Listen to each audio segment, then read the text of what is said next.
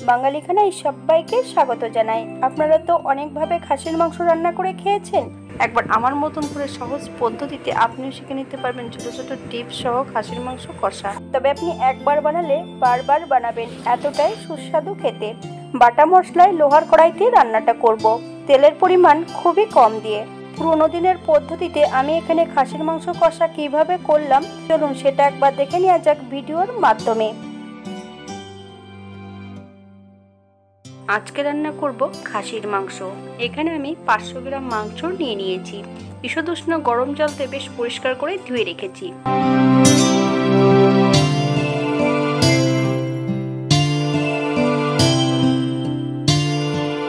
এই পর্যায়ে বেশ কিছুটা উপকরণ মাংসের গায়ে লাগিয়ে নিতে হবে। এই পর্যায়ে অ্যাড করব জল ঝরানো 25 গ্রাম টক দই, 4 থেকে 5 চামচ কাঁচা সর্ষের তেল। মাংসের গায়ে বেশ ভালো করে লাগিয়ে নিতে হবে।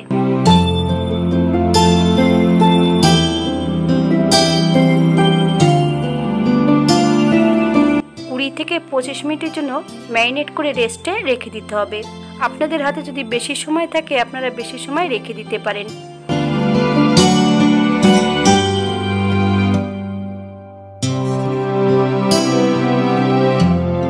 এই পর্যায়ে কিছু গোটা মশলা ভেজে নেব। শাহজিরে, শাহমরিচ, একটা জায়ফলের 5 ভাগের 1 ভাগ, 1 টুকরো দারচিনি, জয়িত্রী, 2টো কালো এলাচ, 4-5টা লবঙ্গ,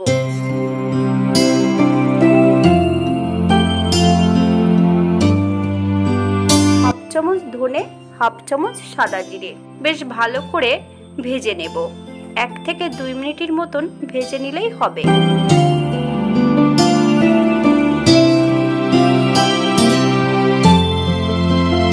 এই পর্যায়ে আমি গ্যাসের ফ্লেমটা অফ করে দিয়ে ঠান্ডা করে নেব। ঠান্ডা হওয়ার পর মিহি করে গুঁড়ো করে নিতে হবে।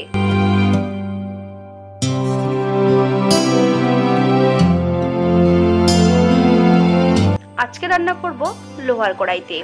এখানে আমি বেশ কিছুটা সরষের তেল অ্যাড করেছি। তেলটা গরম হওয়া পর্যন্ত অপেক্ষা করব।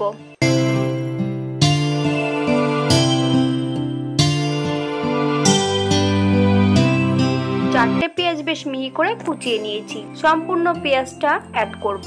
সম্পূর্ণ বাঙালি রান্না ঘরোয়া উপকরণ দিয়ে। আপনাদের যদি রান্নাগুলি পছন্দ হয় তাহলে চ্যানেলটি সাবস্ক্রাইব করে দিয়ে পাশে থাকবেন। পাশে থাকা বেলটি বাজিয়ে দেবেন, নইলে নিত্য নতুন রান্নার নোটিফিকেশন পাবেন না।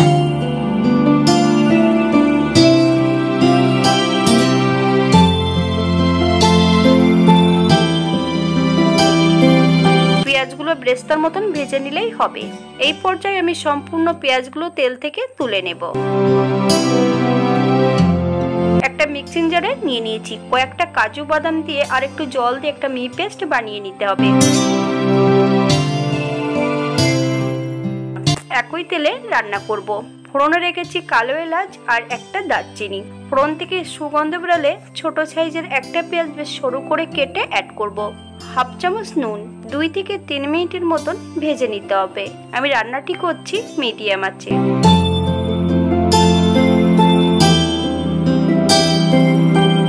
মিডিয়াম সাইজের 2টো রসুন 80% মতন বেটে নিয়েছি। পেঁয়াজ ও রসুন থেকে যতক্ষণ কাঁচা গন্ধ বেরোবে ততক্ষণ বেশ ভালো করে ভেজে নিতে হবে।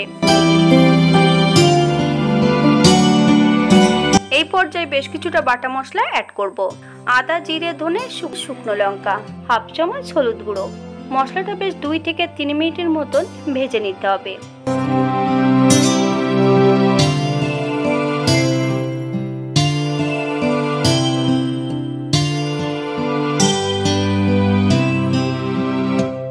এই পর্যায়ে অ্যাড করব মশলা ধোয়া বাটি থেকে সামান্য একটু জল। মশলা থেকে যতক্ষণ তেল না ছাড়ছে ততক্ষণ বেশ মশলাটা ভালো করে কষিয়ে নিতে হবে। তবে মশলা কষাতে হবে কিন্তু মিডিয়াম আঁচে।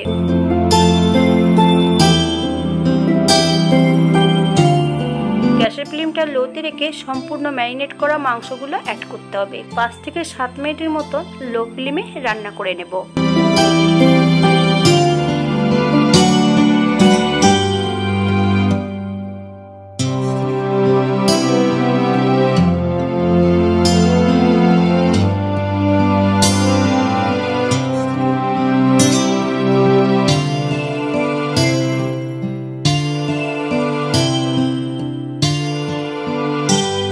এই পর্যায়ে 5 থেকে 7 মিনিটের জন্য ঢাকা দিয়ে রেখে দেব।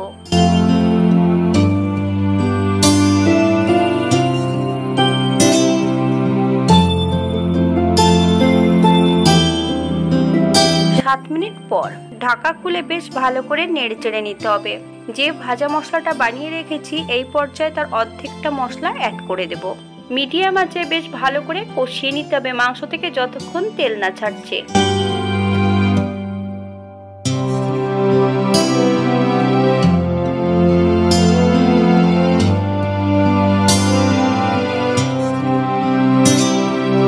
এই পর্যায়ে অ্যাড করব নুন।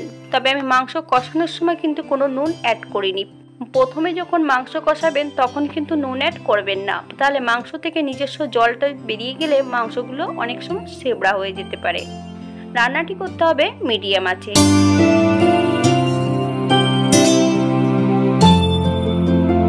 এই পর্যায়ে অ্যাড করব বেশ কিছুটা আলু। আমি এখানে ছোট ছোট 5-6টা আলু অ্যাড করেছি, কিন্তু আমি আলুগুলো ভেজে দিইনি, না ভেজে আমি আলুগুলো অ্যাড করেছি। আবারও আমি আলু সহ 2 থেকে 3 মিনিটের মতন ভালো করে কষিয়ে নেব।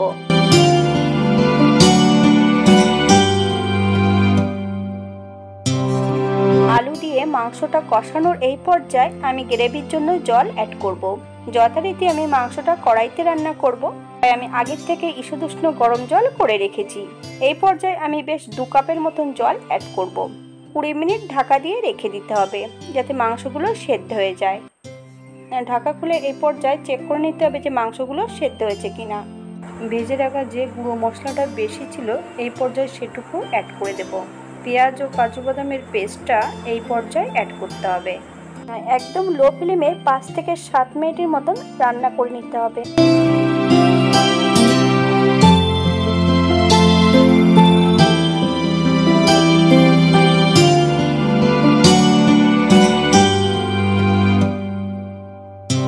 মিনিট পর আবারও বেশ ভালো করে নেড়েচেড়ে নিতে হবে।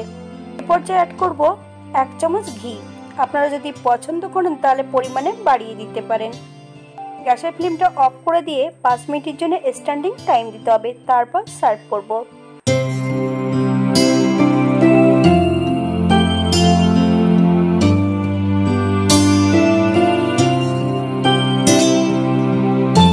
এটা দেখতে যেমন ভারী সুন্দর হয়েছে, এটা গরম ভাতে খেতে কিন্তু অসম্ভব ভালো। আপনারা একবার বাড়িতে একই পদ্ধতিতে বানিয়ে নেবেন। হাতে যদি সময় থাকে তাহলে একটা লাইক, কমেন্ট, শেয়ার করবেন। আজকের ভিডিওটি এই পর্যন্ত। সবাই সুস্থ থাকবেন, ভালো থাকবেন। অন্যদিন নতুন রেসিপি নিয়ে আপনাদের সামনে আবার আমি হাজির হব। নতুন ও পুরনো সকল বন্ধুদের অসংখ্য ধন্যবাদ ভিডিওটি দেখার জন্য।